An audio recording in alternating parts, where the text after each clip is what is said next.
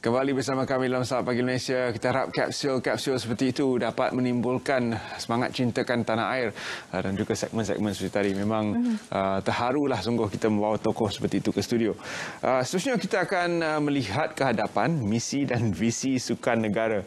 Industri sukan sebenarnya tercabar disebabkan oleh pandemik ini dan kita bersama dengan Mustazah Ahmad, Ketua Sekretariat Industri Sukan, Kementerian Belia dan Sukan untuk membincangkan visi sukan negara 2020. Assalamualaikum, selamat pagi. Waalaikumsalam. Apa khabar Fatana dan Darren? Khabar baik, terima kasih. Baik, bersama kami. Tuan, mungkin kita boleh mulakan beri penerangan kepada Selamat Pagi Malaysia. Apakah definisi sebenar industri sukan di Malaysia itu sendiri?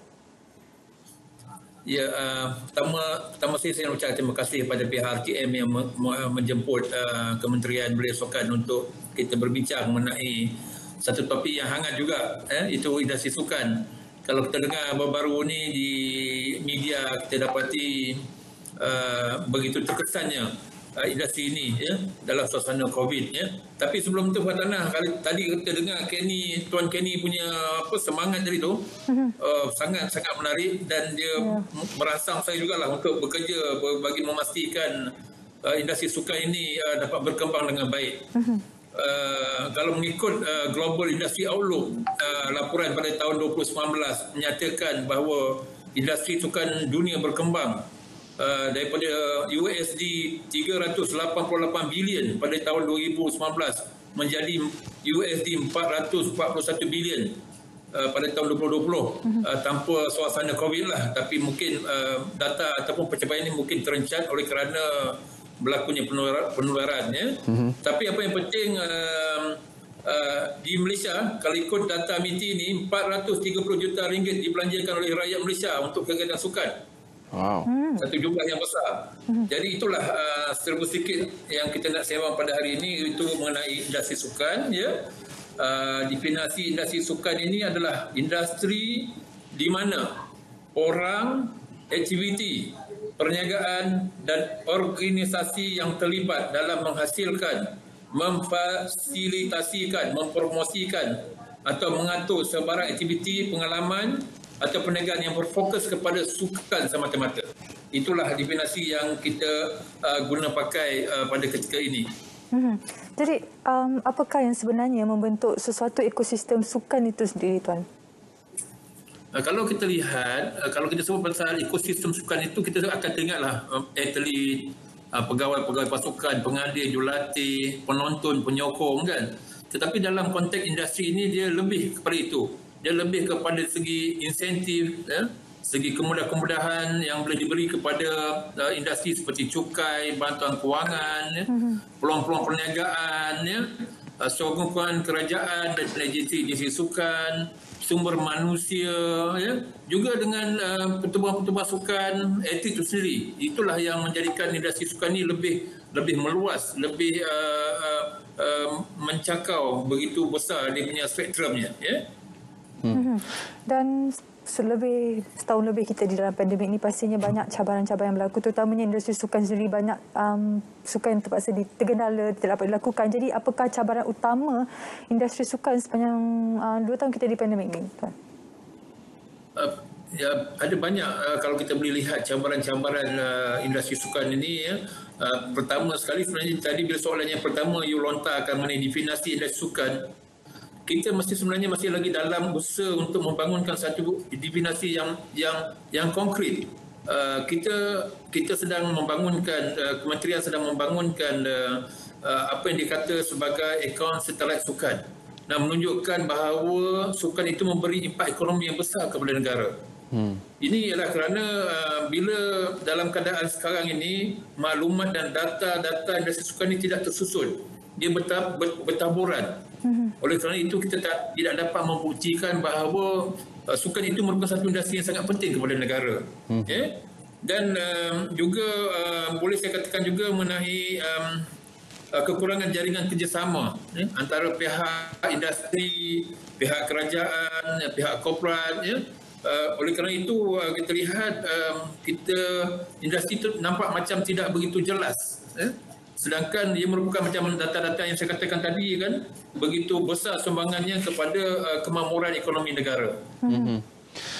Kalau ikut data daripada Jabatan Perangkaan, import peralatan sukan daripada 2010 hingga 2016 berjumlah 3.8 bilion import, manakala ekspor sukan pula ialah pada 2010 hingga 2016 itulah 1.5 bilion. Ya, itu satu jumlah yang besar, ya, sumbangan industri sukan kepada negara.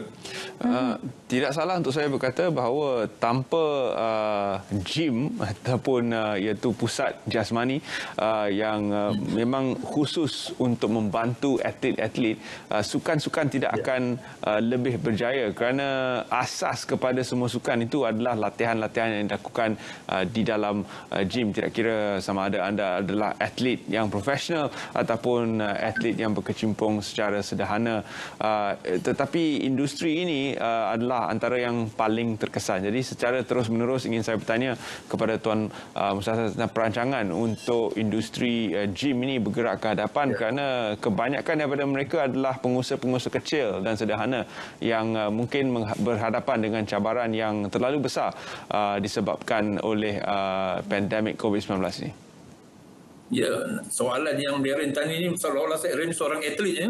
Tapi tengok susuk gaya badan tu memang seorang atlet ni. Tapi berbalik pada soalan tadi Darren, memang betul ya. Pihak pengusaha gym ini memang kami mengadakan beberapa sesi libat urus dan cuma membantu mereka. Pihak kementerian sendiri melalui program yang kita panggil inisiatif Prihatin Belia dan Sukan, kita ada beberapa inisiatif untuk membantu mereka. Contohnya yang pertama, kita ada program yang kita panggil Sportivac, iaitu kita memberi vaksinasi kepada pekerja-pekerja industri sukan supaya bila industri ini boleh dibuka, pengusaha ataupun pekerja-pekerja mereka telah pun mempunyai vaksin yang lengkap. Satu. Nombor dua, kita ada program MyVac. MyVac ni ialah sukarelawan yang bertugas di PPB ya, yang mana pekerja-pekerja gym yang terjejas ini kita bagi peluang, kita sediakan lebih kurang 1,000 tempat untuk mereka sementara gym tidak beroperasi, mereka boleh bertugas sebagai sukarelawan dan diberi sedikit imbuhan melalui tugasan beliau pekerja-pekerja tersebut ya. Yang ketiga, kita ada one-off bantuan iaitu RM3,000 kepada pengusaha gym yang berdaftar melalui sistem CIMS di MITI. Jadi mereka bolehlah memohon untuk dapatkan one-off bantuan 3,000, dan kita juga ada bantuan berbentuk pinjaman-pinjaman yang disalurkan melalui Bank Rakyat dan juga Tekun. So itu ada beberapa inisiatif yang kementerian cuba bantu kepada mereka. Kita sedia maklum, saya sedia maklum, saya pun dah bertemu beberapa kali dengan mereka ini, dan kita sama-sama berdoa supaya industri gym ini dapat dibuka dengan secepat mungkin. Jadi secara rumusannya berkenaan dengan visi sukan negara 2030 ni, apakah hala tuju industri sukan negara kita pada masa hadapan nanti, Tuan? Okey, pastikan kali ada yang mampat itu sebabnya pihak Sekretariat Industri Sukan telah pun mengadakan satu pendekatan hala tuju baru dalam mencorak industri sukan ke arah kelestarian dengan berteraskan kepada 4 teras yang utama. Yang pertama, kita kena bangunkan polisi ataupun blueprint industri sukan yang jelas ya, yang boleh diguna pakai oleh semua pihak. Yang kedua, kita akan bangunkan akaun satelit sukan, akaun satelit industri sukan, yang mana ini nak menunjukkan sejauh mana, sebesar mana sumbangan sukan ataupun industri sukan itu kepada kemakmuran ekonomi negara. Yang ketiga, kita kena sediakan ekosistem industri sukan yang kompetitif, yang boleh membantu, yang boleh beri tunjuk ajar, bimbingan, kemudahan dan galakan kepada pemain-pemain industri. Dan yang akhirnya kita kena ada satu badan ataupun satu body yang stand alone yang boleh melihat pembangunan perkembangan industri sukan di negara-negara kita. So 4 kelas utama ni kalau kita boleh sediakan, insya-Allah kita ada masa depan industri sukan yang sangat gemilang di dalam negara kita ini. Dan semangat untuk kita terus bersukan selepas ini saya rasa telah pun berkobar-kobar. Telah lama kita berada dalam keadaan lockdown. Tak sabar rasanya untuk kita kembali bersukan seperti biasa. Untuk membudayakan sukan ini juga adalah untuk membudayakan kesihatan dan mungkin ungkapan semangat itu daripada Tuan sendiri kepada para penonton Star Pagi Malaysia boleh dizahirkan dalam erti dan konsep kita menghadapi situasi pandemik ini. Silakan. Ya, pertama kita kena mengucapkan banyak terima kasih kepada pihak kerajaan yang telah memula memberi ruang dan peluang untuk kita mula bersukan. Ya. Even dalam PPN fasa 1 pun kita dah boleh menjalankan aktiviti raya dan bersukan ya, di tempat-tempat terbuka. Jadi pada saya dalam konteks saya ini lebih kepada melihat sumbangan sukan ini kepada ekonomi. Memanglah kita tak nafikan dalam dasar sukan negara jelas menyatakan bahawa sukan ini ialah untuk membantu dalam konteks sosiologinya itu untuk membudayakan sukan, untuk mensejahterakan rakyat dan memastikan rakyat kita sentiasa sihat dan cergas. Dan waktu yang sama juga kita nak memastikan kegemilangan sukan.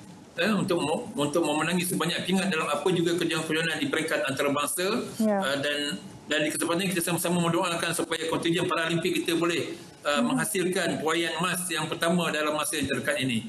InsyaAllah.